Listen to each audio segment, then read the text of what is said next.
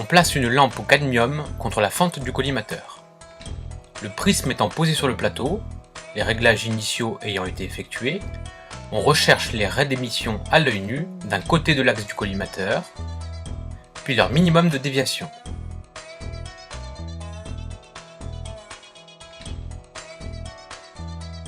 Dans un deuxième temps, la recherche du minimum de déviation se fait de manière plus précise à la lunette.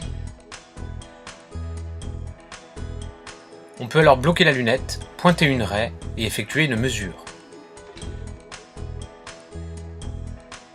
Le même travail sera réalisé de l'autre côté de l'axe du collimateur. On doit donc tourner le plateau de 180 degrés, rechercher les raies et leur minimum de déviation à l'œil nu, puis à la lunette.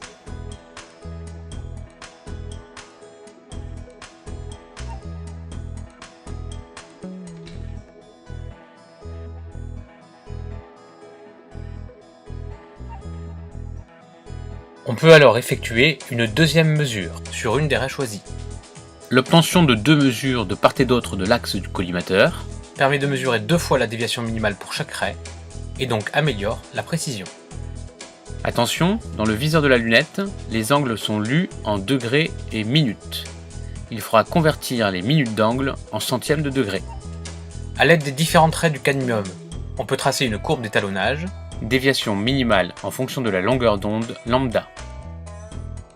La mesure de 2 fois la déviation minimale, pour une raie d'une lampe inconnue, permet de remonter à sa longueur d'onde grâce à la courbe d'étalonnage.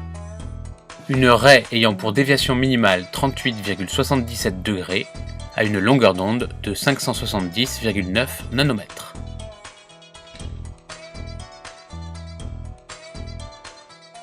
Pour pouvoir utiliser un réseau en spectroscopie d'émission, il faut connaître précisément le pas du réseau.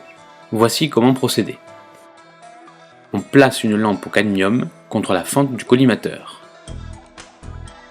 On repère l'ordre 0 correspondant à l'absence de dispersion. On bloque la lunette et on note l'angle correspondant dans le viseur. Réticule éclairé, on réalise l'autocollimation sur le réseau. En tournant le plateau et en jouant sur une de ces vis de réglage d'horizontalité, on amène le réticule image en superposition avec le réticule objet. Le réseau est alors éclairé en incidence normale. On bloque le plateau. On utilise une raie d'émission du cadmium, dont on mesure les angles correspondant au spectre d'ordre -2, -1, 1 et 2.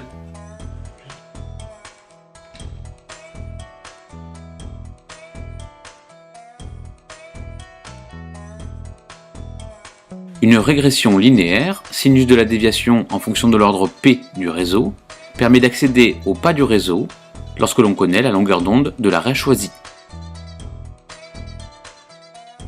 La mesure de l'angle de déviation D correspondant à une raie inconnue dans un certain ordre de dispersion permet de remonter à sa longueur d'onde via la formule sinus D égale lambda sur A fois P.